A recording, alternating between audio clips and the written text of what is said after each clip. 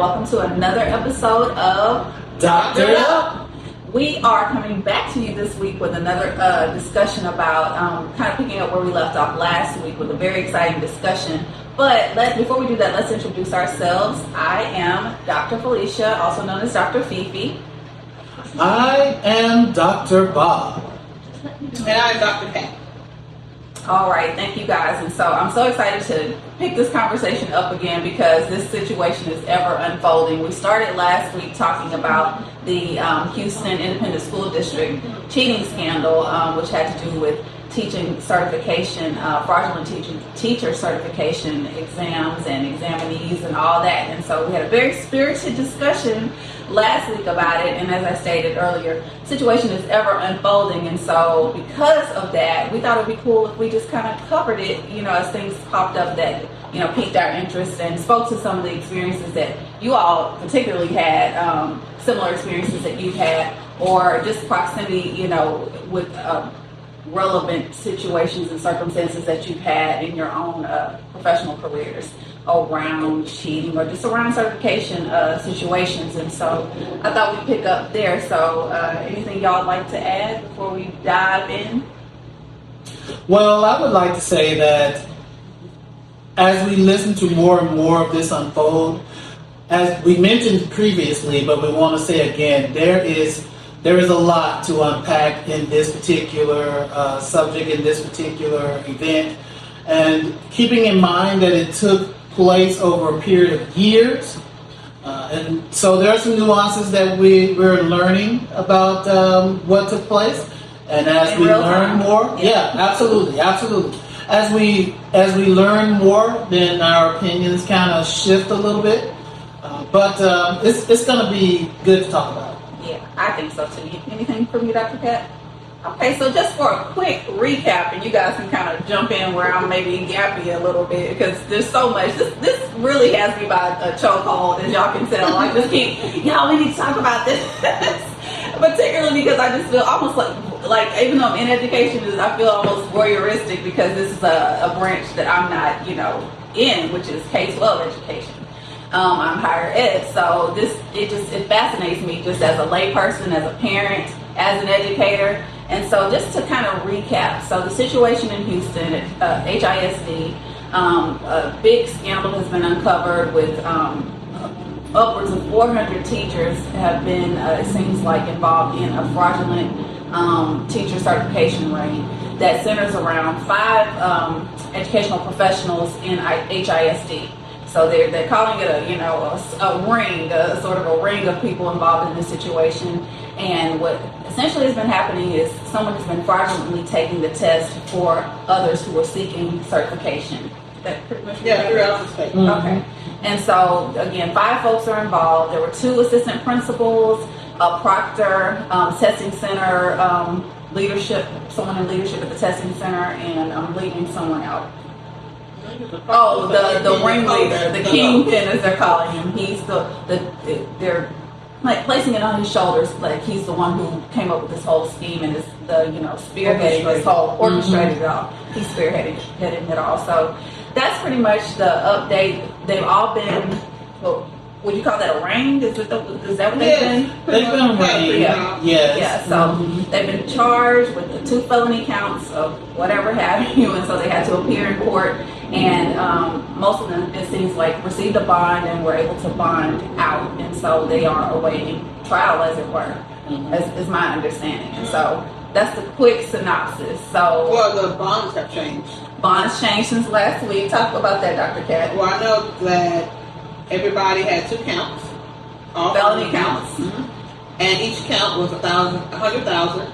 So the bond was going to be $200,000. But the female AP, she was reduced to $50,000, and then the coordinator, she was reduced to $25,000. She was the proctor. The proctor. Yes. Yes, young, and she's young. That's something else that Well, they came call out. her the coordinator. Well, she could. They call her the coordinator. I remember they did. She I could thought, have been the testing coordinator. Okay. yeah, well, they kept Yeah. saying coordinator, and I thought she doesn't look like a coordinator. Yeah, I thought not she that was- level, right? Yeah, 'cause she was very young. I thought coordinator. It turns out this young Remember lady people had is, the braids and the yes, yeah, 22 they years call her old. coordinator. And apparently, because of her age being 22, that weighed in on the judge's decision to award her a lower. Yeah, so fine. it's like 125 or 25. It was lower than 200. She got, I think she was able to get out on like $5,000 or $2,500. It was Well, she looked at significantly lower. 25,000 then. Yes. But I know the AP was lower to 50,000. So, yeah. And they were kind of citing the fact that she was so young and impressionable and probably didn't make a lot of money. And you do notice that out of everyone, the only one that keeps showing in the orange jumpsuit is the test taker. Is that right? You Okay. notice that? Because the coach, he has on a suit. And Okay. he's with his whole team. Well, when he Yeah. appeared in court last week, the test taker, he was in street clothes. But Yeah. Right, but the pictures, like, yeah. Oh. And even the AP was as well. well, then But he's in the orange jumpsuit. then that would mean that he could not meet his bond. That's what I'm So thinking. he was actually Not no $6,000 arrested. a month. Oh Probably my not. gosh, yes. Right. Because he got the $100,000 bond, which meant he would have to come up with $10,000, and they asked at that time. Yeah, 200,000. He had to come with 20,000. I think the whole bond was 100. Was it? I don't think they doubled. It was two. Yeah. It was two charges. Two charges, But I think- $100,000 Flat bond. 100. Right, $100,000 Okay. bond. He could You, come you with could 10. you could be bonded out for $10,000. His court-appointed attorney stated at that time that he's young, has a young family, a new Yeah. baby, and as well as another child, and that he would not be able to afford that. And so, but the judge denied lowering his bond, and so Maybe that's why. putting two and two together, that's probably why he appeared That's probably later why. with the orange jumpsuit. Right. Oh, it just I've been on kind of an emotional roller coaster with this because I started out with one attitude about it, I guess, in the abstract, but the compassion has welled up in me since hearing you guys talk about the process, and we'll get into all that again. So that's pretty much the synopsis of what happened, of what we understood to be the case last week, and then what we've been brought up to speed with up to today. So something I wanted to get into, and just to discussing this, like I said, I'm just in a chokehold about all of this, is in discussing this with another friend, and saying that, after talking with you guys about it and doing the episode and understanding just how difficult this certification process is for educators, how the compassion welled up in me, and that theoretically people can be teaching for years without certification just on a provisional basis, but then if they are unable to pass that exam after maybe many attempts, then they could lose their teaching career. And so that sparked my friend to say, hey, I think I got a letter or an email recently about something just like that from my son's school. And I'll just, if y'all don't mind, if y'all will oblige me, I'll just read really briefly from that. I asked her to send it to me because I wanted to share it with them, and then they gave me their take off camera, but I would like y'all to speak to your take this time too. So, and I'll just try to redact the personal information, but just so you'll get the gist. This email that my friend received from her son's school about her son's teacher. This was sent in August, and it said, at the end of August, and it said, "Dear parents or guardians, in Georgia, in accordance with Every Student Succeeds Act of 2015, this particular school is required by federal law to provide you this 20-day notice to inform you that your child's teacher," they say the teacher's name, "who began working with your scholar on the beginning of school date of this particular school year, does not meet applicable state certification or licensure requirements at the grade level and subject area in which the teacher has been assigned." And then they reference the code of that particular legislation. "Please know that our staff is committed to helping your child reach his or her highest academic potential throughout their school career. That commitment includes making sure that all of our teachers and paraprofessionals are highly skilled and are providing quality instruction to your child. If you wish to request information," and they go on to discuss, who they can contact. And this is the compliance officer. That's important to note as well. That notification came from the school's compliance officer. And so that was that. But I was so floored by that. I said, "Oh, my child is, 16. I've never received in all my days a letter like that." And so I was excited to kind of, or just really, I won't say excited, but really wanting to talk with you guys about what your experience has been around something like that legislation, and in basically the abstract, and also in application or application of that legislation in your work. So, Well, as a former school administrator, I myself has had to send that email out. Different states handle it different ways, but all of us have to adhere to the same federal law. So obviously in that state, there was a centralized person who sent it out. But for us, we sent it out from school, and then the district probably sent it out as well, but I know we had to send it out from the school. So being a school administrator, I know that email goes out every year if you have teachers who are not certified. Now, I immediately thought, what was the date on that email? yeah, Because you're supposed to do that immediately when the year starts. Yeah. If you have a teacher, quote unquote teacher, in a room who is not certified, you're supposed to inform that parent immediately. And fortunately for this particular school district, they sent it out in a timely fashion. They're supposed to inform the parents within 20 days, and they did that. So I was pleased to see that. But it's just a norm, and unfortunately, not all administrators do it because they don't want to have to explain themselves and why they have a teacher who is not certified. But it happens all the time. Now, I would imagine that in this particular district, knowing that they had so many teachers who were not certified, I think the number we saw earlier was over 1,000 teachers throughout the district who were not certified. I would imagine that the district would send that out in a timely fashion. May I just interject a question? So if there are all these teachers who are not officially certified, what would prompt that letter to go about that one teacher? Well, it may have only been one in that building. Now, ideally, if you are a school administrator, you probably don't want to hire multiple teachers who are not certified. Provisionally certified. Well, who Or are not certified. Right. Yeah, who are not certified. So a provisional certificate is a certification. Gotcha. So yeah, they wouldn't report on those. Okay. Because they do have a certificate to work in front of students. That But makes sense. yeah. So it was someone who was not provisionally certified. Maybe they're working on it. But at that moment when school started, they were not certified at all. So that letter had to go out. So, for example, you know how when you were thinking about becoming a teacher, Yes. and if they had hired you right away without you having secured your provisional in enough time, but they needed you to start that next day, there would be a letter about you. Okay, that makes sense. But then you probably a few weeks later would have had your provisional, and then it just would have been like, oh well. Right. But since they started the school year with that, and at any point if that had happened, even if they hired you in the middle school year, and they still you have to take time to get your provisional.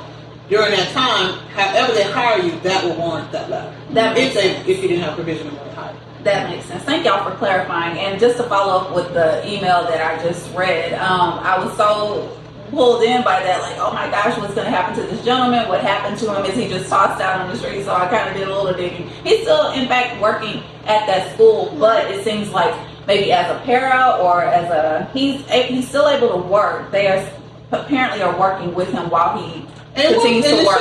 If the situation is a provisional, that shouldn't take that long. Sure. It really won't take that long. But in the meantime, they have to make sure they're in compliance. So yes, you have to put another teacher in the room with that person. Doesn't mean that person can't still be the main teacher in a sense, but a certified person has to also be in front of the students because they're, trained in the art of teaching, and you need to have someone who's certified to actually do that. Or have some type of certification. Yeah. So he can still do the main teaching. Yeah. And everything's not over for him yet. He still has a long process to go. Sure. But he has many options at this point. Okay. Because it seems if this is a situation, he's at the tail beginning of it. Well, he's at the beginning of it. He's not at the tail end. Yeah. So he has a whole process. He can get Some latitude. Yeah. Okay. He can get provisional, and then he can have a few years, and then he can get a renewal. Or get an extended year, and he has time to take the test and take the class and all of that. So nobody's in trouble. This Not is yet, just no. this But you do have to know that you have a person in front of your child who's teaching them who is not certified. That has to be said, Sure. right? And I'll stand on that later. Well, I will say, when you have a situation like that, the person is not certified at all, and they're in there teaching, they cannot be the teacher of record. Absolutely not. So It you can't have to, grade. yes, Right. you have to have Won't be another on the person. actual Okay, report Yeah. card. so I can speak to that It won't be on the because report as a teaching assistant, when I, in graduate school, or I did some student teaching as a graduate student, Mhm. and so I could not be listed as the teacher of record, even though I'm running the class. You can do all the work. All Yeah, the work, all the but the teacher of record was, Someone else who So was certified. That makes complete Yes. sense. So, yes. Okay, great. Thank y'all for clarifying because again, I'm just so intrigued and just really interested in about all the nuance that's involved with this. Because clearly it can look a certain way, the way the news reports. Oh, there's so many people in front of your kids who are not qualified to, and it's much more nuanced than that, I'm finding. Mhm. So thank y'all for clarifying that.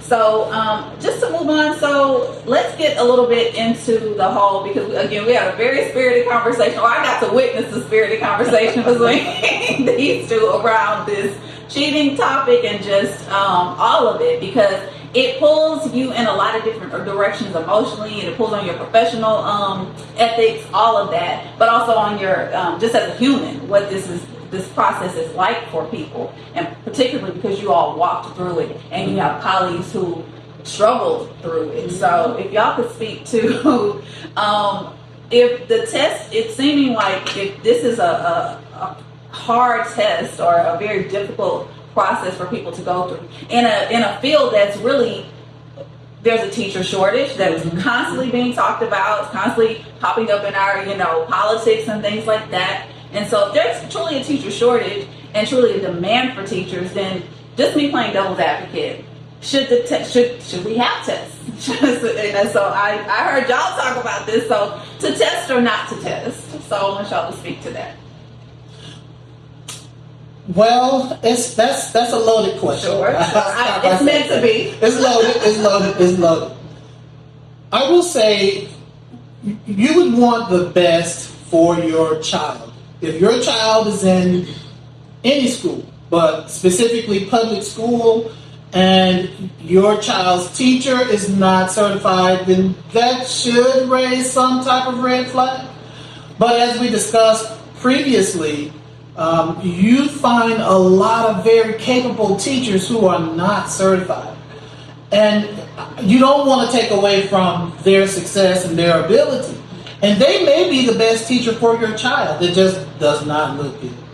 I will say that I did some research and found that in several states across our great nation, you don't have to take that test to be a teacher. And I started thinking a little more, and I thought, well, a lot of schools are now throwing out the SAT as a prerequisite for admission. Now, I get it. When you get there, you got to prove yourself and pass the classes. But I would hope if a teacher is in that classroom and they are not certified and they didn't have to take a test to be in front of those kids, I would hope that they would have the support they need from the school district to be successful, because kids' lives are at hand. Sure. So, should they have a test? Shouldn't they have a test? I don't know, but I understand it if they let people up there without having taken a test. So I wanted to also kind of amplify something you all said off camera as well, which is that you two represent a population of teachers who did not necessarily go to school to teach. Yes. That you took an alternative route to teaching, but that you eventually end up training teachers and leading teachers and being these outstanding examples of what you can start from here and go here. That test did not determine, or formal teacher education did not determine y'all's potential and success as educators and as leaders. So if you all could speak to that. Well, I will say, when I started teaching, quote unquote teaching, it was in South Carolina. I started as a para-educator. Can you explain what that is for our ladies? Absolutely. A para-educator is short for professional para-educational staff. And a lot of people referred to them previously as teacher aides. Well, I started as a teacher's aide, but then the teacher quit, and the district didn't hire or couldn't hire anyone to replace the teacher with, so I became the primary educator in the room. Though I was not certified at all, not even with a provisional, didn't need it as a para-educator. But I became the primary educator in the room, and the district ended up hiring a long-term sub to support me. Right. But no certification, no efforts. We didn't even have an avenue to get me certified because we didn't have the alternative programs at that time. That was a long time. Oh, it was a minute. I've been doing this for a long time. I've been in education a very long time. But I don't think that took away from my ability to educate the students. In fact, the parents of the students that I had were very appreciative and bragged on me a lot. Oftentimes they said that I was better than the teacher that quit. Wow. And, and I didn't have a real reference to judge that. I just did what I thought was right for kids and followed the curriculum that I had before me and just did the best that I could. I had never thought that I would be a teacher in life. In fact, I was coming out of the military. I learned in the military that I instructed well. And I didn't even call it teaching at the time. But as a leader in the military, I had over 30 soldiers assigned to me. And I had to instruct them on their jobs and our mission and what to do and how to do. And just give them feedback when they performed what I asked them to perform. Many of the same skills that we use in the classroom. So when I got to the classroom as a para, it just kind of felt naturally for me. And I performed well. Even when the teacher left, I performed well. So the certification really doesn't make you a good teacher. Passing the test didn't make me a good teacher. Sure. I just kind of had those skills already. Passing the test, however, did tell the rest of the world that I knew enough academically to be in front of a group of kids. Okay, so thank you so much for that, Dr. Bob. So clearly the educational landscape has shifted. Paradigms have shifted. Oh, sure. I'm coming to you, I'm coming around to you. It shifted. And so I'm going to toss that same question to you. To test or not to test, with all the changes that have sort of unfolded over time, is what happened to get teachers certified 10, 20, 30 years ago, does that apply now? Or should there be is there room for some change, or no, the standard is the standard? What would you say, Doctor? I mean, they should test. They absolutely should. What I'm not going to do as an administrator is put anybody in front of a child. I'm not going to do it. Now, they lucked up when they got Dr. Bob. He came in, he did what he had to do, very lucky, but everyone's not going to do that. And he had a unique situation, and I think they handled it well, with how they made sure someone else was with him, but didn't stifle him, because just because you can pass a test doesn't mean that you're a gifted teacher. We know that. And that's not what we're saying. But what we are saying is by passing the test, you're showing competency to even try. All right? I just feel that you should absolutely have a test. Every other type of profession does. Sure. You can't just walk up the street and say, I helped my dad on his car, I'm a mechanic now. I want to be a nurse. You know what I'm saying? And it's not that you couldn't do well. It's not that you don't have the capability from being an apprentice or whatever, like we talked about earlier.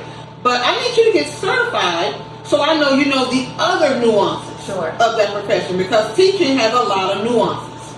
And I remember, because when I started my first year, of course, attorney certification is my first year, taking classes at night, but I'm thrown into the position with a provision.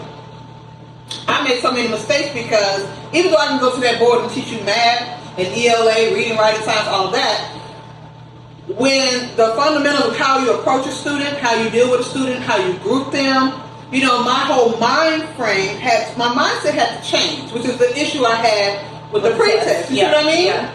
If my mindset never changed, I could still get in front of those kids and teach them, but it would have been beneficial to the students who learn differently.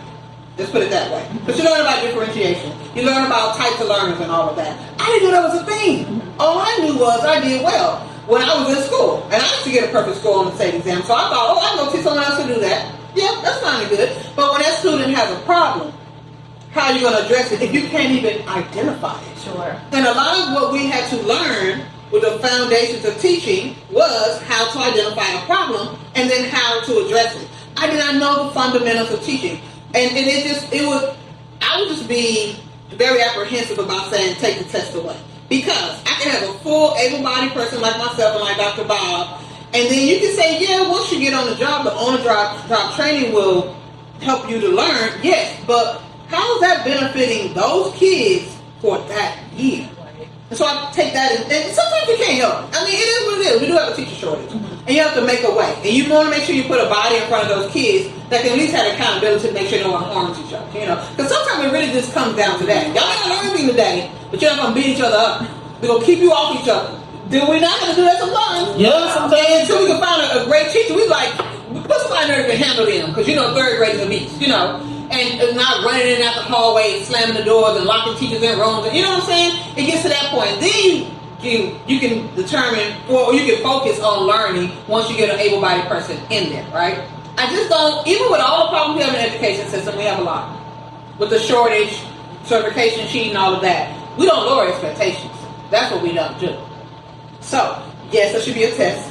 And yes, you need to pass it. Okay. But that test needs to be, valid. Sure. It needs to be tangible. Sure. And if you cannot pass it, we need to be able to dissect and figure out why you can't pass it and figure out what the support system is to look like for those people instead of just saying, oh, go, like you gave me 6 years of your life and have actually supported children for 6 years and successfully, hopefully.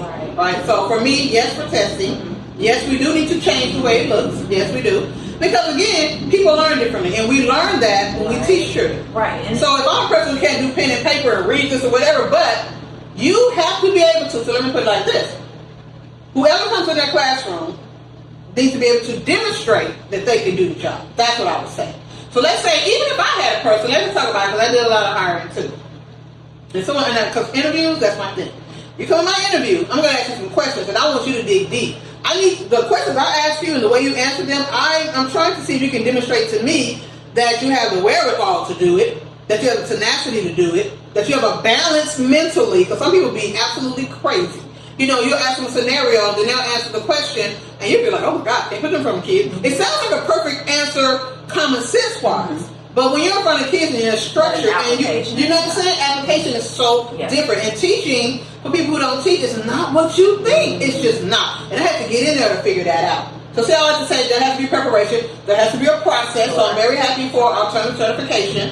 And yes, there's a way to do that all simultaneously, like we did. I came in that summer, and it was only because I had the privilege of doing that. Not necessary, but that summer I was able to do what they call practice teaching. I did that this summer, and then in the summer, but then when August started, they put me in a classroom.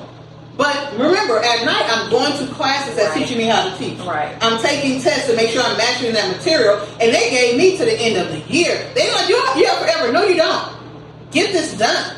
And now if I didn't get it done, I would have had 2 more years to keep trying to take it. After that, they're like, sorry, that's way more lenient now. It's way more lenient now. So that would be my answer. Yes, keep the test. No, it don't have to be the same. It can change a little bit to be more tangible. But no, you're going to have an expectation, and you're going to have to meet it before you can be a full-fledged teacher. Can we help you along the way? Undergird you? Scaffolding as we go? Absolutely. But no, you're going to pass the test. Because why would we, not the one profession, but one of the main professions, besides being a doctor, firefighter, policeman, and stuff like that, our product is humans.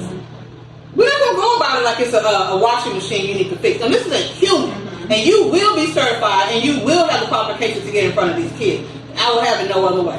And will not be lowering expectations. Well, that tees up very nicely to the next question that I had, which is essentially, what is the fix? You started to get into that, Dr. Cat. What is the fix? Because clearly, something has to be done. If there's a shortage and you have people who want the job, and it's a tough job. You spoke about this last week about this. You don't just leave that at work. You take it home with you. It requires everything of you.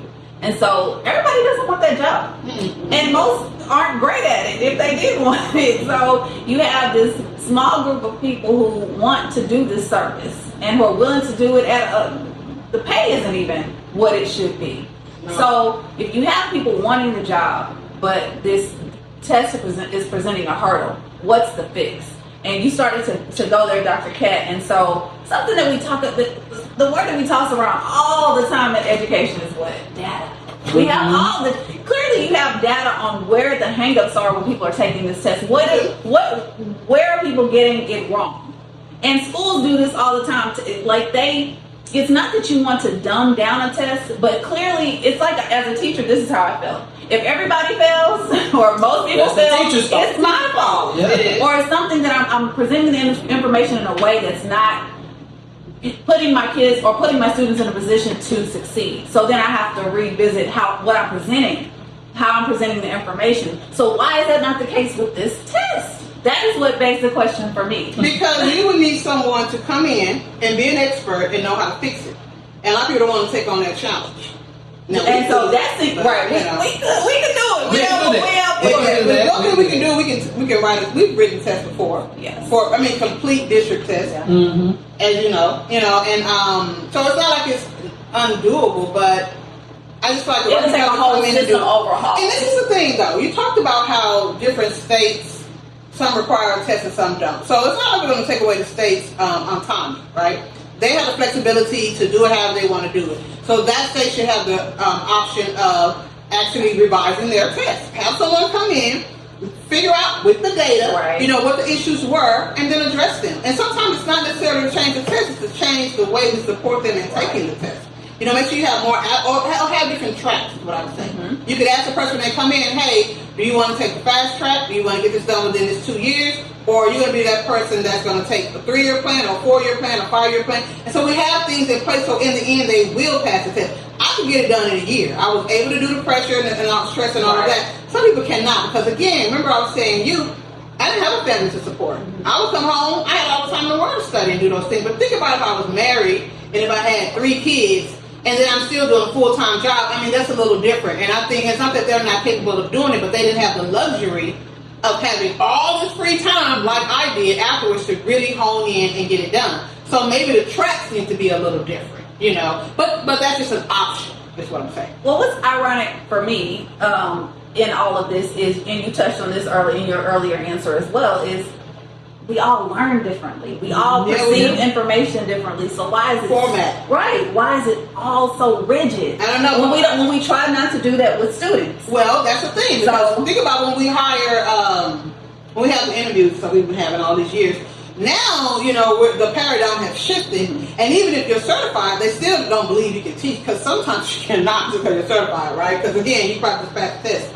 So now you have to demonstrate that you can teach. So when we have you come and we interview you, and we're like, okay, you passed this part of the interview process. So now the second part is you're going to have to demonstrate a lesson, right? Sure. Mm-hmm. So then we give them the lesson plan, tell them what the lesson is about, but we let them figure out how they're going to deliver it. Right. Mm-hmm. And so from there, they're still demonstrating learning.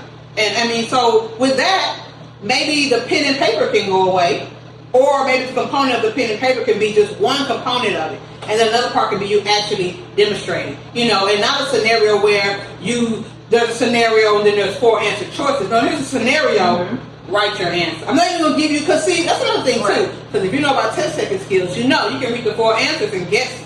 Oh, sure. If you're really 50-50, sure. Well, you eliminate the 2 that don't make any sense, and you have the 2 here that just don't make the most. You see what I'm saying? Right. You don't know what you're talking about, but you know 50-50. Right. And you know how to take a test. Exactly. And then you get in, and it's time for you to demonstrate or actually be the actual practitioner. Right. And to execute, and you cannot execute do it. because all you can do is regurgitate or give me an answer that I asked Right. because you know how to answer a question. So all I have to say, maybe we can just shorten the multiple choice part. Then have a demonstration piece, and then have something that you create, which is, level 4, where you just create. Mm-hmm. So we go level 2, level 3, and level 4. DOK, depth of learning, right? Well, an example that comes to mind for me personally is when I was looking to go to grad school, and you have to take the GRE, and I was like, I'm not the greatest test taker. I'm not gonna lie to y'all. And so, but then grad schools at that time had started making the shift to accepting either the GRE scores, or I don't know if y'all are familiar with the Miller Analogies test. Yes, Mhm. we are. And so I took both. I just was like, let me just hedge my bets a little bit. There you go. And Like I ACT scored and through the roof on the Miller because my brain perceives, what was it? What do you call the things? Concrete abstract? What do you mean? No, I'm sorry. Analogies. I just said. Okay. So my brain That's works more better ACT. that way. So you know what I mean. Analogies. I scored through the roof on Miller Analogies, where GRE was just okay, and so I was Right. able to enter grad school based on those scores. And so and that again, So maybe even have an option of the type of test they type of take. test, You know what I right. mean? Or yeah. Or maybe they take both, like I did. And Yeah, there are different components Right. where you can take both. Right. Absolutely. But, I do like the way we're going now with the demonstration. I think every teacher needs to demonstrate. I think when they do their testing and all of that, if you pass the test, then now you do a quick demonstration with a panel. Well, Same in higher ed too. when I look at the questions here, I answer them, from an educator's perspective, one who has gone through it, and I believe if I had to take the test, everyone else should too. Especially when they're receiving our taxpayers' dollars. But at the same time, I try to look at it from the lens of a current state administrator or school administrator, one who is responsible for putting adults in front of kids. And they have to put someone in these classrooms. Now, it's legal and practiced in widespread manner to put a long-term sub in a classroom. And we all know to be a substitute teacher, all you really need is a high school diploma. Talk about it. So can you imagine taking someone out of high school, making them a long-term sub simply because they need some money, really, to be honest, and putting them in front of your students long-term? They don't have a college degree. They don't have a proven track record. They have not even taken the test. And they obviously are not certified. But and also some states do require that you have a college degree to be a sub, which I thought was insane. Well, think about here in Georgia, high school diploma. Yeah, no. High school diploma is all you need. Right, but there are some states where you do need to have a college degree. But but for the payout is what I'm saying. I think it's insane because they still pay you like you don't.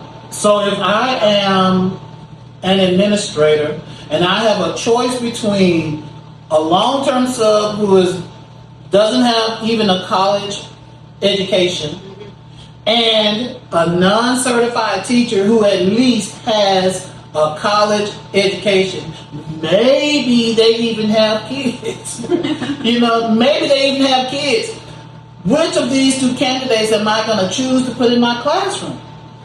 Right, but it's still hard with that too because the one with the high school diploma might be smarter than the one with the degree. You know what I mean? They just weren't able to go to college. It's possible. And that's why the interview process is very important. You know what I mean? Because even some certified teachers, you don't even want to hire them because something's wrong with them. And you have to be able to flush that out. And I remember, it went back to my last statement I made in the last, sometimes principals just don't hire well. You go down this road of people who, now this is the thing, if I had a teacher who wasn't certified, and only because they could not pass the test, I'm going to go to bat for that teacher. We're going to figure it out. Yeah. I'm going to help them with the district, with the license. We're going to figure it out. We're going to get you certified. If that means that I have to find time to make sure you can have time to study, make sure I'm not overstressing you so that you can have, we're going to figure it out. The support y'all were talking about. Right. If I had a mentor teacher, like you were saying, because we never got paid to be, well, we did later in life, but at the beginning, you was a mentor, you didn't get no money for that. You just had, there's a new teacher on the grade level, you get with her, hey, you, come get with her. Okay, and you'd be like, what? And they'd be like, no, that new teacher, we chose you this year, it's going to be you this year, because we will switch out every year. And now I'm mentoring for free, but the thing is, I'm mentoring this person to make sure that they're up to par because there are so many breakdowns in the system like we have right now. So we're going to bring this person in. First of all, in the interview process, they better have some sense. Then we're going to put them with a teacher who does have some sense and understand what needs to be done because sometimes you just need a little bit of help. So that may be me putting that teacher who's a great teacher but can't pass the test with another teacher who did really well on the test. You got to figure it out. And I think, this person cannot become a number. when you brought them into your organization and said, I'm willing to hire you, then you hire them for elevation. You hire them so they can be better and so that they can actually lead you, because that's the whole point. Yeah. Now, And the system is not doing that. Sorry. in my humble opinion, I believe in a perfect world, yes, we should do those things. Right. But let's look at what we learned when we were learning about this case. Over 1,000 teachers in HISD are not certified. That's probably about a third of the teaching population in that city. Nah, it's not. Nah, they got way more teachers than I don't know how. Let's say they have 50,000. I would say a third. They probably got about, that's what I'm talking about. That's about a third of their teaching population. Maybe a fourth. But yeah. Even if it was 25%, 25% of your teaching population isn't certified. And you know that. And there's no plan in place? Okay, but then let's take that data and extrapolate it across the state. Mm-hmm. You can imagine that most of the districts across the state of Texas have a large number of non-certified teachers. And there's no plan in place. And then they're taking away the certification of at least 400, more than 400 If more they across the don't state. find a majority of them, if not It's creating even a greater deficit. So, in today, when you have this situation, how do you solve it in the moment? You don't have time to groom them and coach them through a test.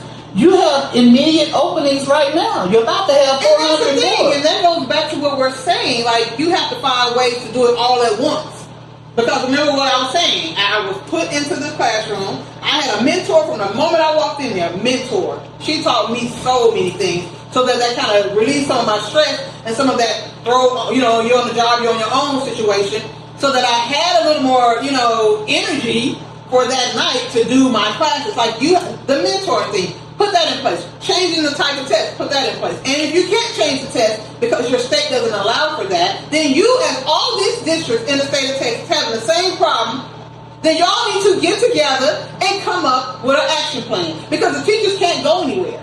The ones who are not certified, we can't afford for them to go anywhere. Right. So stop, making them criminals or giving opportunities to be criminals. You're not making them criminals, I know that. But you know what I'm saying? Stop making it so hard to pass that test, but give them a little more leniency. Now, at some point you want to be like, oh, well. But instead of saying, oh, well, change the format of the test. I think it's the sign of the time. It's a no-brainer. It's a no-brainer. Yeah. And okay, so to that, Dr. Harper, you're going to say something? Yes. I like what you said, because the test, as it sits, isn't working. No. Not for a large number of people. So who are mostly capable, because they've lasted all these years before they've reached their end. So why make the test? And just playing devil's advocate, again, I had to take the test. I passed the test, and I would hope all of my children's teachers also pass the test. But why make this test a hurdle, or in many cases a stop sign, a hard stop for very capable educators? The test doesn't justify, or the test doesn't ensure that the teacher knows what they're doing. It doesn't ensure that they are going to be a successful teacher. Right. So why allow this test to be a hard stop for potential educators? You could. It doesn't have to be. What you could do, and like I said, have different tracks, right? So we all know that, we all know, but as educators, we all know that if you're not certified, you don't make as much, right? So if this person is willing to make less, they should be allowed to do so if they're having trouble. That sounds crazy, right? No. But if they're allowed to do so, I was gonna make the if they're having trouble, you know what I mean? If you're gonna have a substitute doing might as well let this person make less. less. Now this is the thing. That's actually an incentive for them to keep going, even if it takes them 10 years. It incentivizes pass this test, the right? same way people are incentivized to go get their masters. But don't say, oh, you're at this point, and because you don't have this, now we're done. We gotta, go find somebody who's willing to deal with that, because there's always someone willing to deal with it. Absolutely. But go find somebody. No, let's just say, okay, well, when you call them in that year, HR or whoever, when you're talking about salary, to say, you didn't move a step this year because based on the fact that you're not certified, you did not move a step, you know what I mean? And so just kind of had a conversation with them and say, now what is your plan? Because how can we help you get to certification? Instead of saying, you're not certified, after this year you better figure it out. Right. You know what I'm saying? Like, let's not do that. And I know a lot But of that people. is what happens. It is. That's what I'm saying. It happens all the time. Now, it's not okay, but there's grace for people who have time, like this teacher, right? That letter, email. Mm-hmm. That teacher might have time. But what about those who don't, who are at the end? I still should be secure. You should be able to call me in and say, hey, we're not getting rid of you. You've done such great things for us and our students. We're going to keep you here.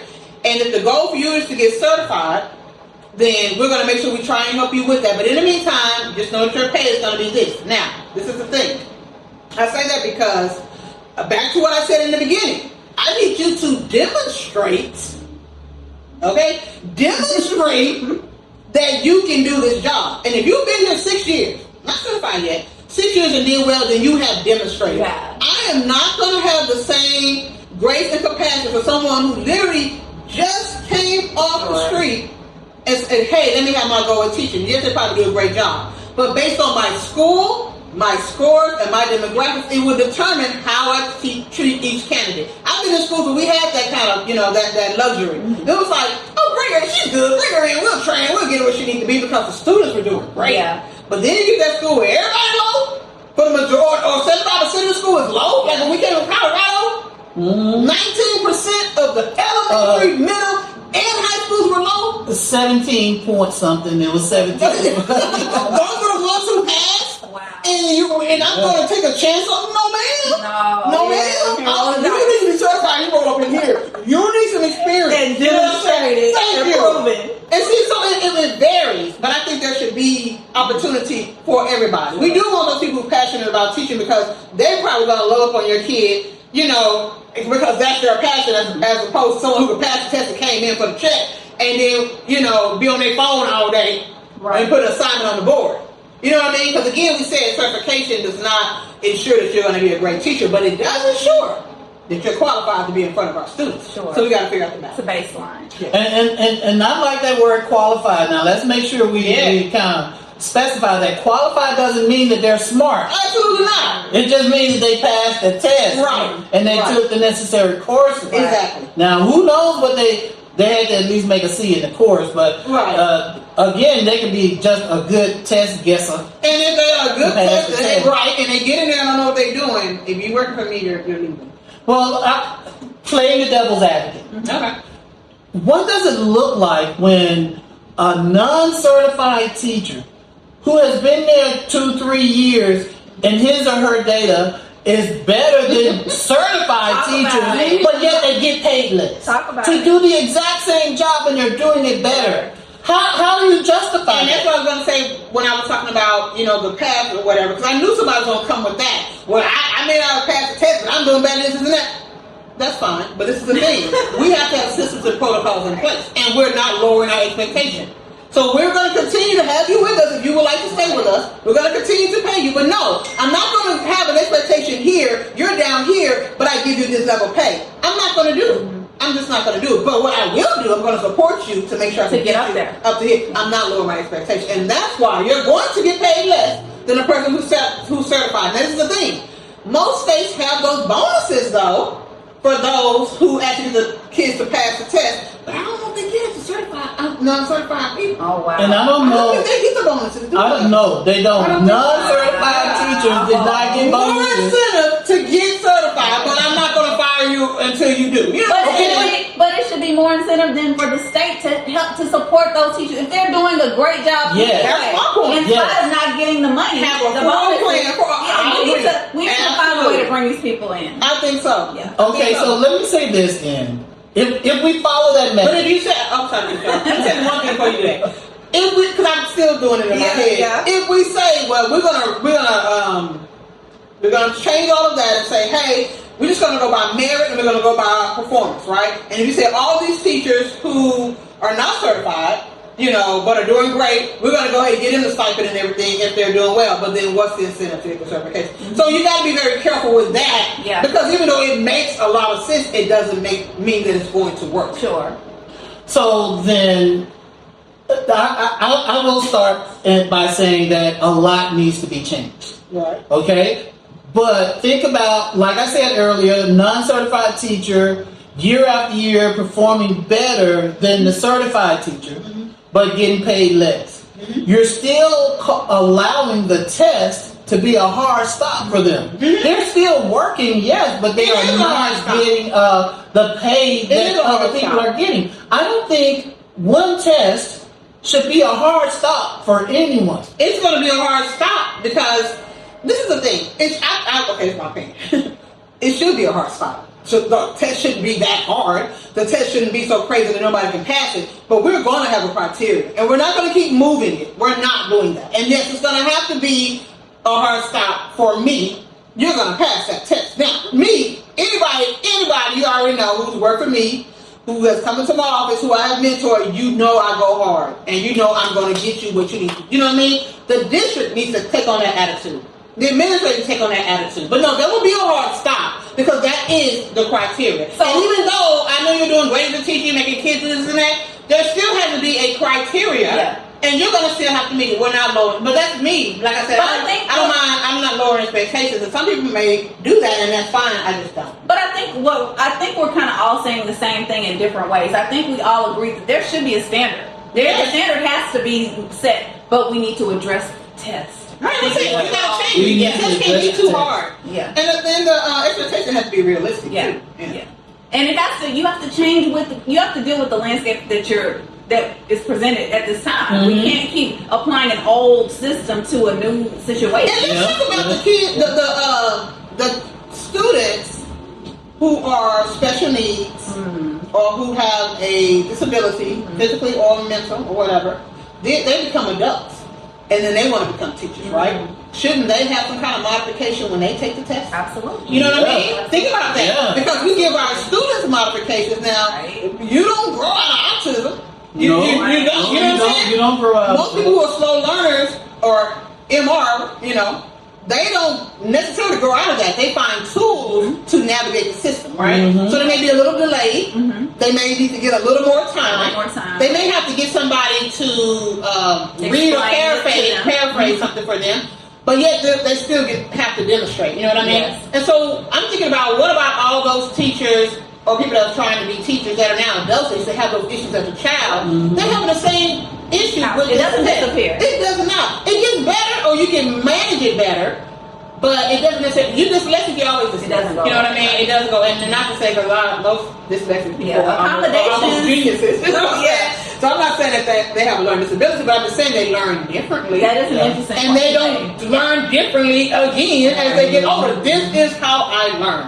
So we have to make sure we have enough formats and accommodations for sure. So the devil is in the details. Absolutely. Yes. And the details behind this right now is this test and many others has been used as an intentional barrier to keep certain people out. Intentional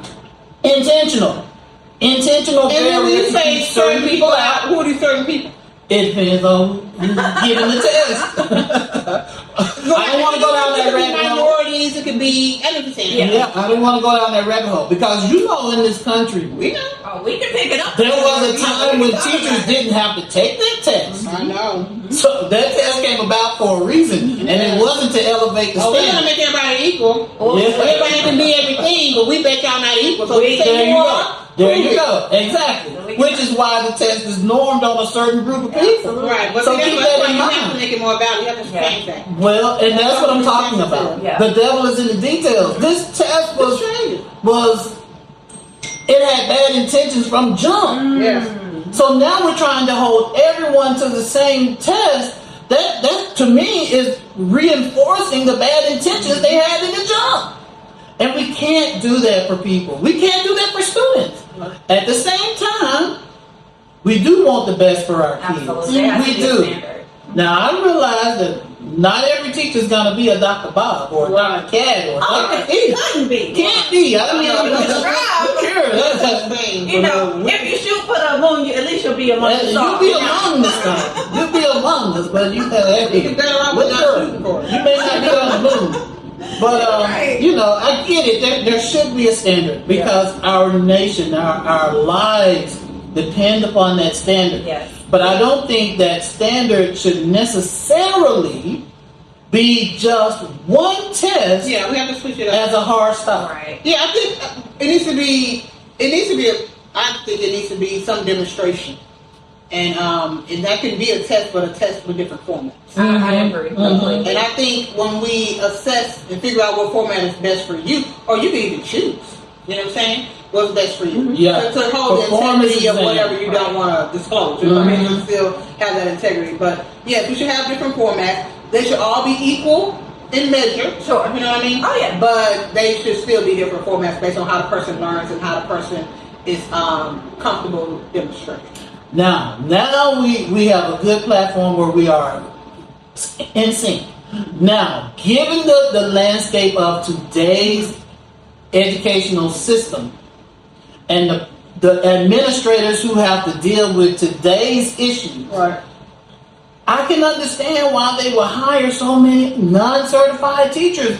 They just don't have enough certified teachers. I know, to and really like I these said, kids. it really gets down to now you got all these kids in this room because all the classes are overcrowded, unless you're lucky.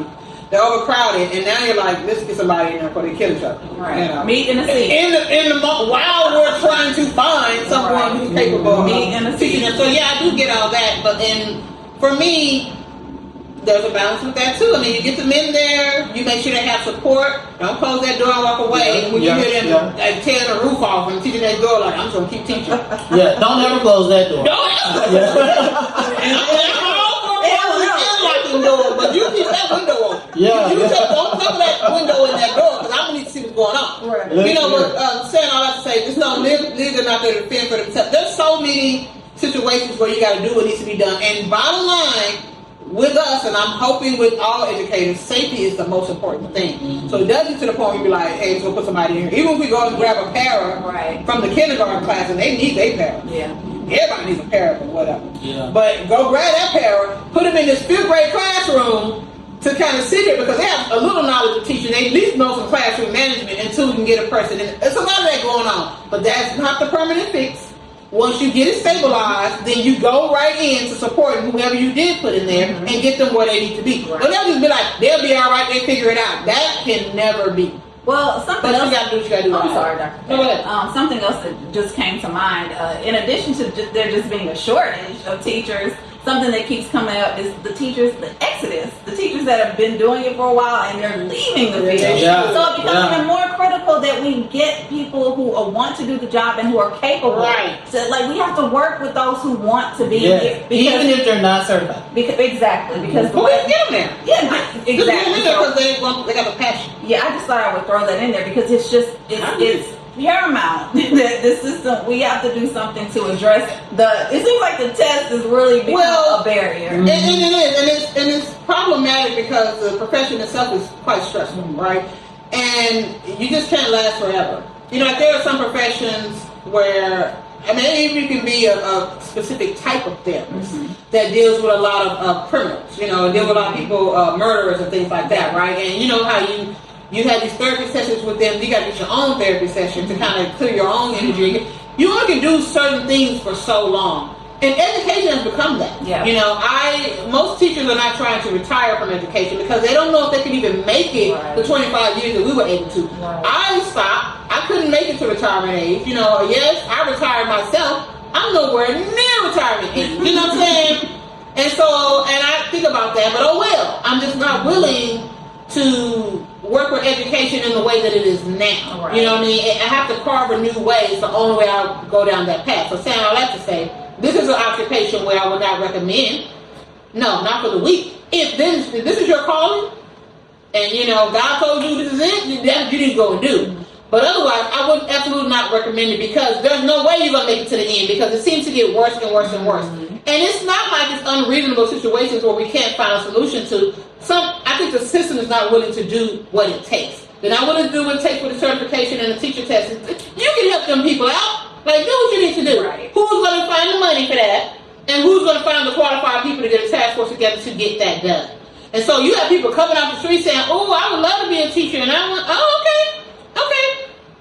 We're going to throw all the money at you because these people been in 20 years, they're gone next year. And we'll be gone mid-year. Right. I mean, like, mid-year. Like, They would walk out. Yeah, they would walk out. Yes, I've seen it and I've done it. Like it's nothing. Mid-year, be like, it's testing time, it's March. Oh, well, good luck. Yeah. Because you're these keys, but you know what I'm saying? Because it gets to the point where you're mentally stressed.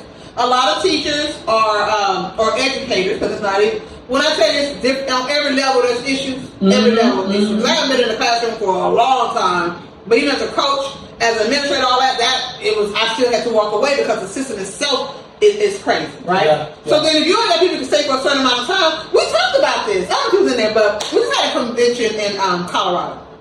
So we went to the teachers, the educators convention, the charter school convention, and we talked about how most jobs, not even just education, people just come in and just leave within 2 to 3 years. That's what the new generation is doing, right? And we're the ones who grew up like, no, you get a job, you stay on that job, you show your loyalty, you don't be hopping around, whatever, and then, but no, they'll come in for a year or two and be like, I'm out, y'all gotta figure it out, right? So we should also set up a system for that to actually happen, because that's what it is right now. We can't say it has to be the way it was, in the old days or back in the day. No. If those people are coming in for 1 or 2 years, you get them 1 or 2 years out of them, the best 1 or 2 you can, and you have a system in place so if they leave, the next one come in, you get them trained, and you get them to give you the same thing for 1 or 2 years. Yeah. Because at this point, for teachers, that's what we're doing. And the shortage is not going to go away. It was a shortage when I was a teacher, and we got a whole bunch of stipends that year because it's always been a shortage.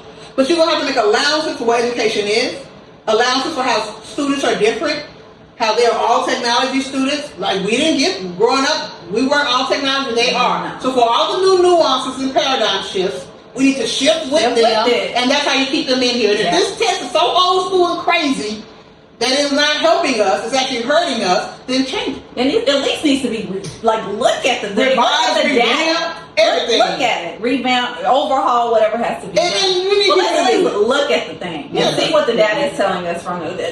We live and die by data. And that's what we do. Yeah. Right. So just get the right people together and get it done. Did you have something else? I think it's important that I put this out there. We're not only just podcasters. We also have a company. We are educational consultants. Shameless plug. And we do have the experience from pre-K up through college level that we can help you with these issues. We know that they are complex. We know that each district looks differently, and you may have to address it in a different way than the district down the street. But we have experience, we have the know-how, and we can help you. If you want some help with your district, with your school even, put a little comment down below and we'll address it. We'll help you with that. We can take your dollars and help you to maximize them and educate your potential teaching staff and to help you to get your staff certified. We can do that for you. The name of the company, please don't. Yes. Corgistics Educational Services. You can see us at corgistics.org, or you can just put a message down below and we'll get back with you. But we stand ready and look forward to supporting you and all of those teachers out there, especially those who are about to not only lose their certification, but they're going to lose their job. Yes. Now, there should be a pathway for them to be able to come back into the system. I would assume that pathway would be to pass that test. And we can help you to pass it legally. Come on, let's talk about reach out to corgistics.org or put a message down below and we'll contact you. But we can help you with that. That's awesome, Dr. Yeah. I'm glad you threw that in there. It's so important to have capable help. Right, absolutely. Able-bodied. Capable, legal. We can't stress legal enough. Yes. Help individuals and institutions and organizations and schools and with districts. proven track record in multiple districts, multiple states. So yes, we can help. Come on, toot the horn. Yeah, just a little bit. Hey, Yeah. it's a sorry dog won't wag his own tail. Well, there you go. I'm telling you. All right. That was great, Dr. Bob. Thank you for that. So to circle back to where we started talking about all this cheating, scandal, and all that, the compassion that kind of evokes, but also the ethics part of it that we struggle with, and the questions that it brings to bear.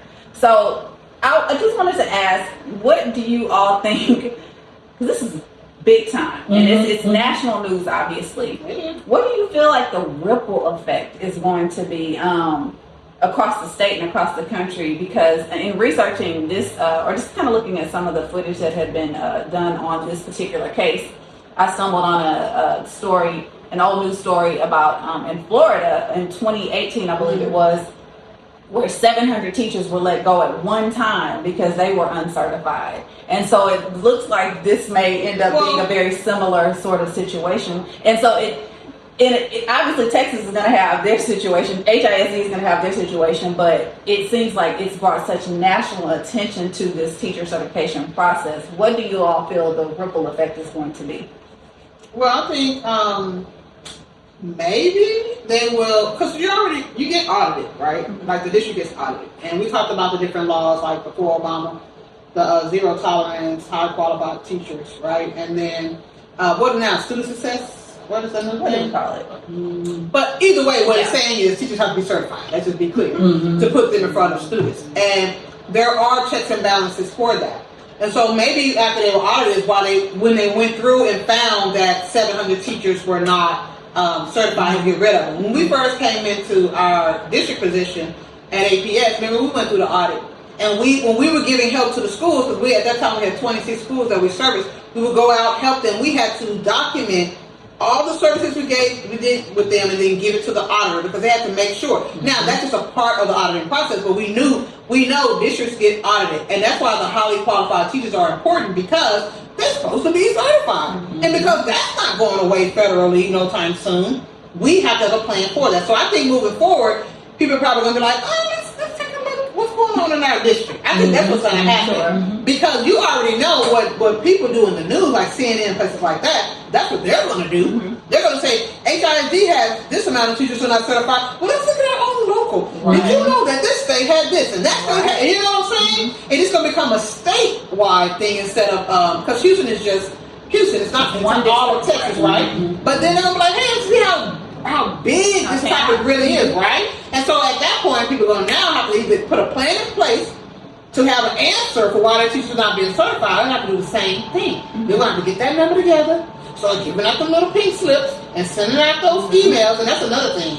Everybody should be sending out emails, even though we know they're not. Start sending out those emails to cover their track. Yeah. Because all that's going to happen if they're not doing this, whatever compliance department you have, all y'all fired. And the legislation and HR too, because you got to make people. you were speaking to, certified. it was No Child Left Behind. It transitioned to Every Child Succeeds. Every child succeeds. Yeah. Same thing. Right? Same difference. But that highly qualified teacher part did not. No. You still have to be certified, and students still have to pass the test. Yeah. So yeah, that to me, that's going to be the shit. And everybody has to start taking a look, because now that we put our business in the street, you know what I'm saying? Instead of, your business stay in your house. You go out in the street telling your business. Well, the business is out there. Yeah. Teachers are cheating. And it's not just Houston, but Houston was the one who spilled the beans, right?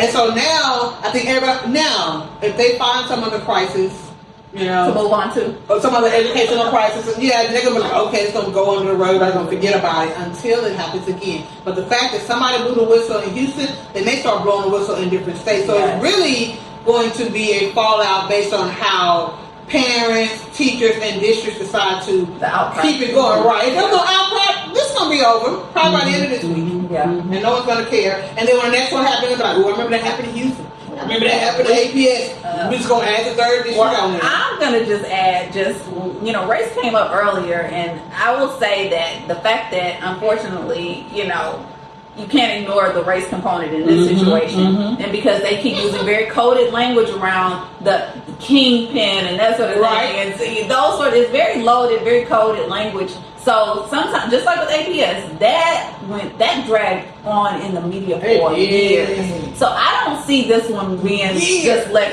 HISD is one of the largest school districts in the country. It is. And so I don't see this one being swept under the rug. I could be wrong. I've been wrong before, like back in '88. I was wrong. Well, keep in mind, just one. So it's going to be swept under the rug, but that doesn't mean it's going to create a paradigm shift. It doesn't mean that it's going to create a ripple effect to where everybody's. Because look at Atlanta cheating scandal. People are cheating everywhere. It came up too. It came up within that time frame of the scandal. We found that many states had issues with cheating, but because APS was the martyr. Right. Yeah. They were just in the news more. Right. But it happens. It happens everywhere. I don't care who has a test. I don't care what profession has a test. From taking tests in school, taking tests on your job. If it's a test that people can't pass, there's gonna be cheating going on. Now, somebody said if you ain't cheating, you ain't trying. Right. I don't say that, but that's what some people say. But the thing is, if no one sheds a spotlight on it, you know, it'll all pass away. It'll all move on. We'll move on with everything, and then all of a sudden somebody get disgruntled in another state, and it'll come up. And this time the cheating may not be about the certification with teachers, might be certification with administrators. Probably taking that test too, because we all know that a lot of the teachers, you know, the secretaries were getting their degrees for them. Cheating always happens. Boy, they not. You go to your front office and your secretary answering phones, and then you walk around there, hey, give me the answer. This is, you know, at 3 o'clock. What's happening at 3 o'clock? The the program was, hold on. She putting textbooks to the side, and on her screen, she typing out somebody's paper. And she like, what's that for? Oh, Mr. McAfee, he's getting his master's. I'm writing this paper for him. It happens all the time. So you got teachers in front of your kids who can pass the certification test but can't get a higher degree. So while they end up teaching your child, they got their secretary who has a high school diploma but can write better than them, write their papers. And then they get their master's degree. They want to, I got my master's. You didn't get your master's. The secretary did. People have always been cheating. So they know it's true. And now it's even easier because now we got AI to help you with everything. You can't ask it much that it doesn't know. Right. You tell ChatGPT that question, tell them the reference of, even give them a book. That thing's gonna give you the answer that you need. So you're gonna have all these educated fools. Well, like we have now. Yeah, you do. Not everybody. Not everybody. But a lot Not of everybody. We still have some people who did it the right way, the old school way, I would say. People earn people doctorates for that. Oh yeah, writing dissertations. I've seen because that. it really boils down to taking information and writing well. Yeah. It's, you know, I mean, I may have the luxury of saying this, but I never thought that getting my doctorate was hard. It was very tedious. It was tedious. And you got to stay the course. You know what I mean? That's what it was. If you're relatively smart to be able to comprehend and synthesize and analyze, and you can do all of those things, then getting the doctorate itself just becomes tedious because the work comes, it gets more challenging and challenging. It's just work. It's not that you can't do it, It's just work. And it's deadlines and stuff like that. So a lot of people, you know, but some people don't have that kind of time. And you get to that level and realize that, your writing, if you're not a strong writer, that can be the hang up for a lot. You can do those classes, because you can't be poetic. Scholarly right. And that means nobody wants to hear what you got to say. Nobody cares about your opinion. Nobody cares about if nobody else said it, then we don't want to hear from you. We need you to decide what somebody else said. And you keep it moving. What they thought. Right. And that's a classic way to write, but it's very hard. It's hard to make that shift if you have not been doing academic writing. But once you've done it, then it's hard to shift back. Right. Because I used to require things from your students. Oh, Lord. From my teachers. Oh. And they used to write certain things. I'm like, is that right? I'm like, girl, they not writing dissertation. Like, man, they could be poetic. It's just an email. I'd be like, stop being poetic. Sources. Right. I'm like, right. Stop being poetic. Who said that? Who said that? Who are you quoting? Yeah, I'm not listening to you. Who said it? Right. Happened to me. And so this is the way I write. I had to shift it because I went to scholarly and it was hard to shift back. Yeah. But anyway. Yeah. Still, I have to say, cheating always been going on. Yeah. And it's just gonna, and I don't know if it's gonna, you know, there's any momentum with the whole certification cheating, but there might be momentum with cheating in general. But even the next scandal may be something else, just another aspect of cheating. Sure. I don't know if this is going to continue because, to be honest with you, they care now. I don't think they're going to care by the end of the week. I believe it will at least change things, and this could just be my altruistic sort of, perspective. I think it'll at least change things on the testing level, maybe even just in that district or just in that state. They're going to have to address it. I think it will change probably in that state. Yeah. Because a lot of heads are going to, because now you have to really go in and do the research. Mm-hmm. And so they're going to be looking at that test. Yeah. Why people can't pass it? You got that's just the next logical step. Mm-hmm. So somebody's already looking at that test. And that's Dr. Bob Ray's. And they're going to have a committee to do that. Yeah. Mm-hmm. And as Dr. Bob Ray's, HISD has been under the magnifying glass for a while. For a while. Yeah. Well, they were the epitome for us. We thought they were everything. They were at one point. They did so well in so many areas. And I don't know when it shifted because I came to Georgia, and so I wasn't really paying attention to Texas anymore. but it definitely shifted. Maybe it's people retired. You know, people cycle out and then We're gone. things shift. We're gone. This generation, Yeah. we're gone. Yeah. And the new ones that come in, this is smart, this is talented, but they're not taking the bull, and they're not in it for the long haul. Like I said, we come in like, well, I'm going to be in this one school, and you hope to be in that school for a long time, but then the administration changed, something like that, and you're like, my principal I love left, I'm leaving too. So there's so many reasons why teachers leave. Yeah. But at the same time, with the generation and paradigm shift now, it's not that people just not going to stay and teach you. You don't find those ladies with the retirement parties. I've been teaching 35 years. Child, please. And it's so unfortunate, but you have people who drive a DoorDash and make as much as some of these teachers. That's true. Now, I'm not putting down people who drive for DoorDash. Look, you got to be out there. It make more than a teacher I do. Well, Yeah. let's talk about it. Some teachers are going to DoorDash. Yes, because they are. have the peace that Yes. they did not have in their classroom. And they don't get the shame. It's a real thing. No. Did you know, and I don't know if you know, Dr. Fee, I know Dr. Cat knows, but the state, they announce every year during report card time the percentage of non-certified teachers in that school, in that district. Yeah. So not only is the school getting a letter grade for performance of the students, they also get part of that grade includes the teachers in their evaluation. Highly qualified. Yes, it's crazy. They keep track of that now. So that email that your friend received from the district, that's just the bottom tier. That's the tip of the iceberg. They're going to hear that multiple times if they are thinking about their school and how it's performing. They're going to hear it multiple times before the end of the year. Yeah. It's crazy. So, and then these teachers are listed by name. They have to, by name, by That's school. what shocked me. Yeah. Yes. That this teacher's name was literally listed there. Yes, for everyone. But you see to what I see. mean? Why there's shame when you don't pass the test? Why there's shame when you're not certified? It's a lot of shame with that. A lot. So with all that shame, they just tried to do what they needed to do, which Yeah. wasn't necessarily the right thing to do. But they were like, hey, if all I do is this man pass this test for me to take away the shame, to get the pay I deserve, Yeah. then It's that's what I'm just going to an do. environment that's It's a right slippery slope. for something It's- like that to yeah. happen, which is Yeah. unfortunate. It very much is. Now, I believe that we're currently witnessing a paradigm shift as it relates to teacher certification. I hope so. We looked up today how easy it is to be certified in other states. And several states have already dropped the test, the quote unquote required test to be certified. One can be certified in certain states with just having a college degree. Mm-hmm. Now, I know what it looked like when we dropped the requirement for the ACT or the SAT. Because that was a hard stop for a lot of capable students Yes. who had good grades Yes. in school but could not perform well on one of those standardized tests and couldn't get into certain colleges. We saw a cheating scandal behind the SAT, We ACT, did. Oh, yeah. where people who had the money were paying for others to take their kids' tests so their kids can be accepted into certain colleges and institutions.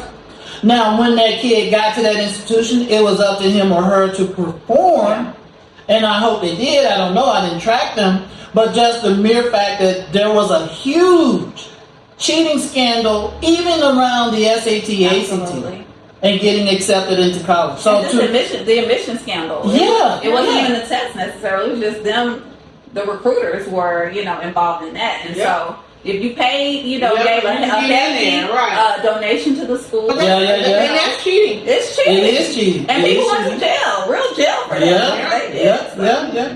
So to your point, it's been around. It's been around at all For the levels. simple fact that there's a bunch of states where you don't need to take the test. If I say I don't think it's going to be a big shift. Now I think people in states where you have to take the test, you don't have to probably take a look at it, but I think it'll stop there because there's just too many places where you don't have to. Yeah.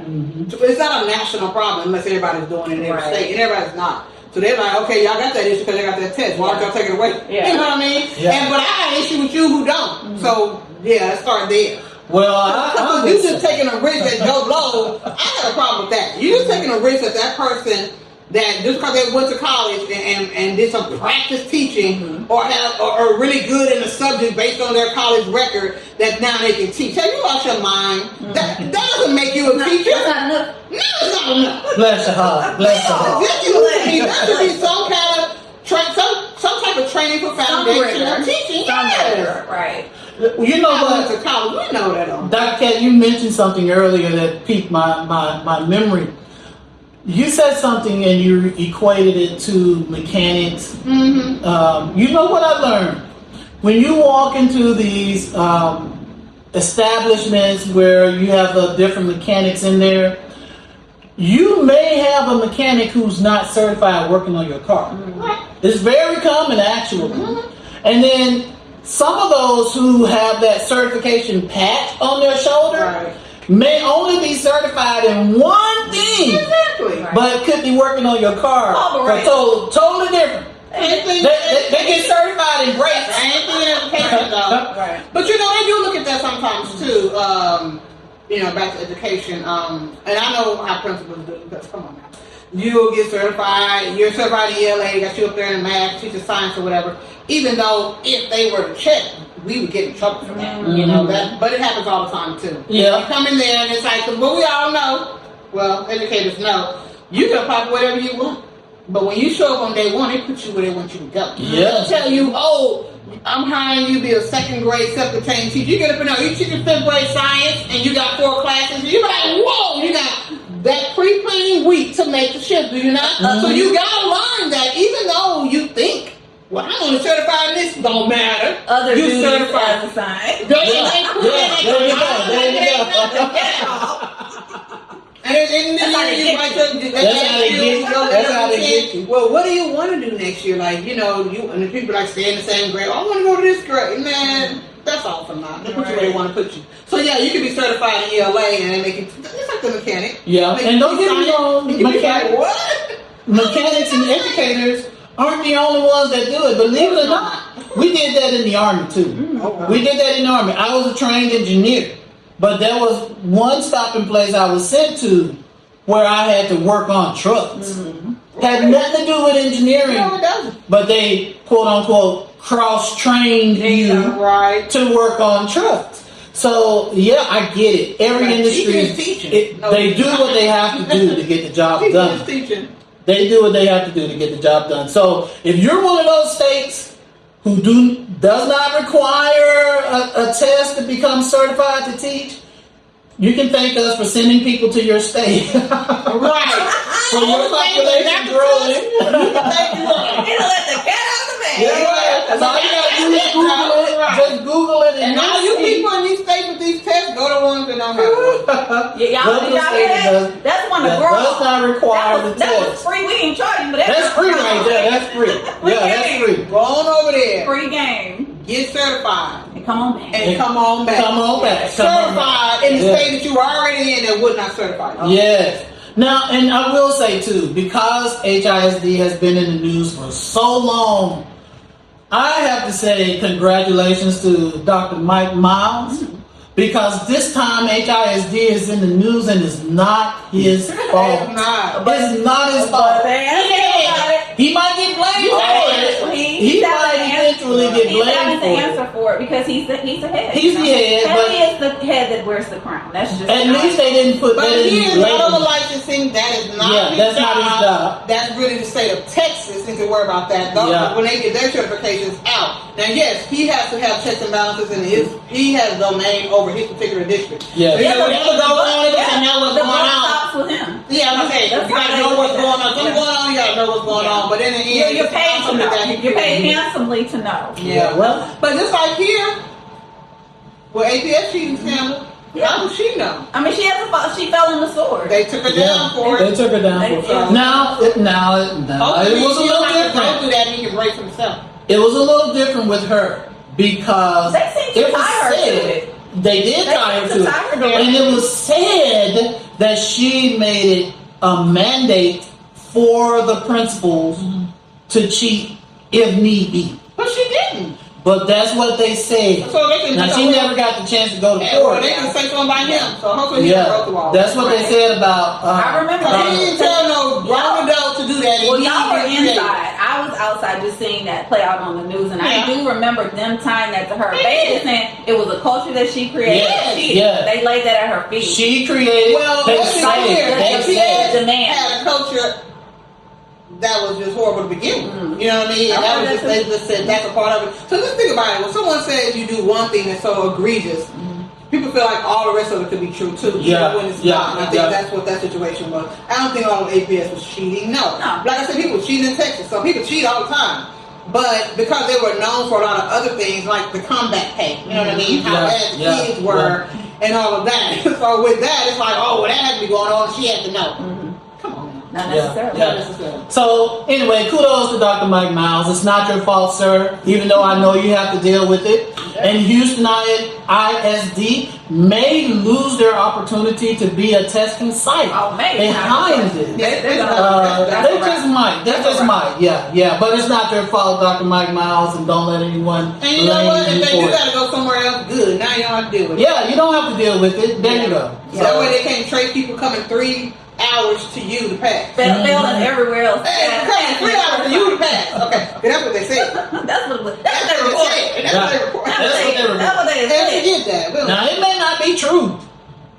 It may not That's be just true. what they said. they That's what they reported. Yeah. that's what they reported. Yeah. We'll see how it all comes out in the wash. Yes. Yeah. Because we are going to be covering this as things come up that we find are, talk Especially when worthy. they actually go to trial. Yeah, conversation Or- worthy. As it's right. so yeah, we'll come to you guys with more And get more information about details it. on how it actually all worked. If it I'm actually moderating, but I'm happened. really interested. I love hearing their banter about it all. I'm like, I'm like a student myself because it's just a world that I'm not familiar with, the K-12 world and how all this works. And I'm just happen to be working with 2 amazing colleagues who have experienced it all, and so including the cheating stuff, peripherally, proximity wise. Public and charter. Yeah. So I think this is a great opportunity to encourage people to go to those teachers who are certified, who worked hard to become certified, who are working hard every day for your children and your neighbors' children, and tell them thank you. Thank you. Because the world has been so hard on teachers lately that it is just ridiculous and is unfounded in most cases. Couldn't they, because for me, I took that test a long time ago.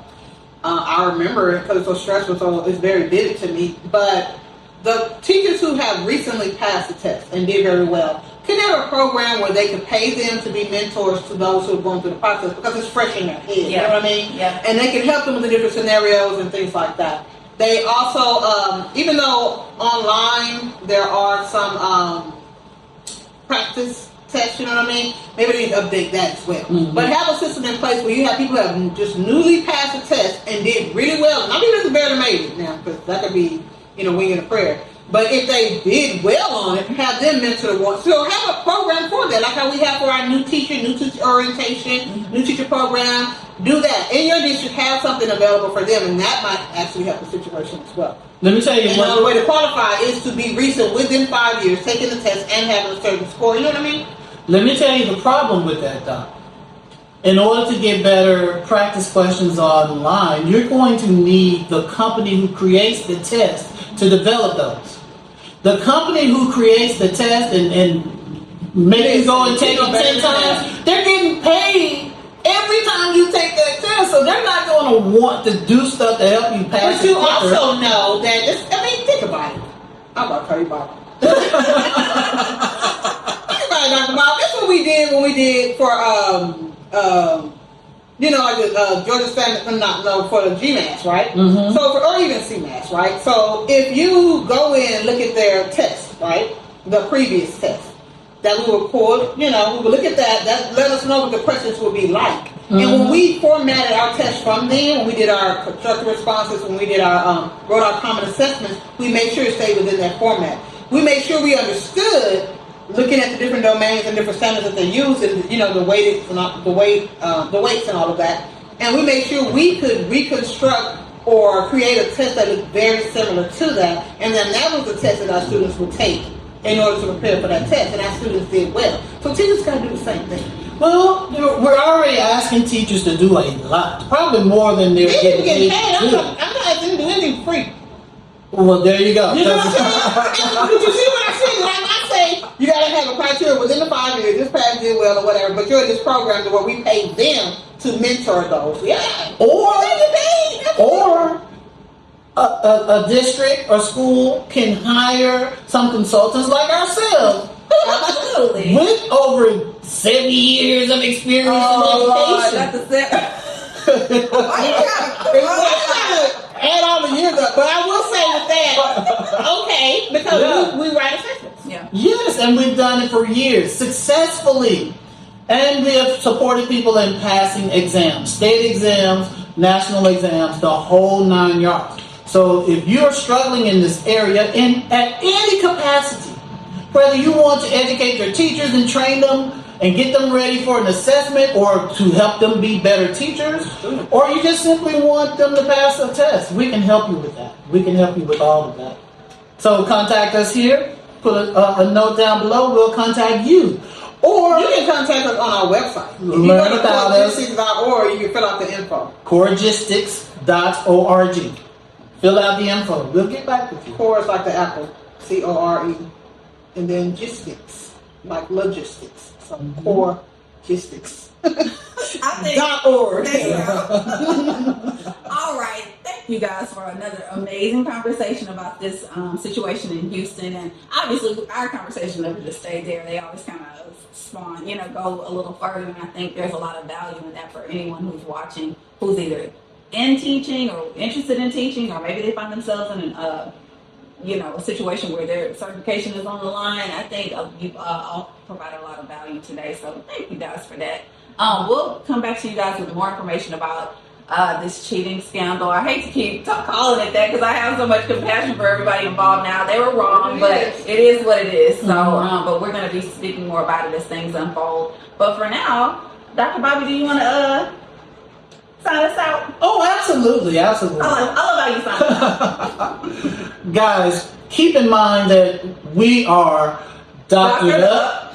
And while we are all educators, we have more than just education to talk about.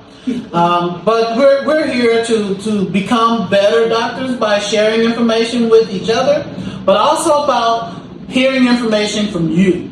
So as you have multiple ideas, thoughts, and concerns, not only with education, but what's going on in the world around you, share them with us in the comments below so that we all can be doctored up together. So as we become better, you become better, we become better together. So that concludes another experience with Doctored Up. And we will see you next time.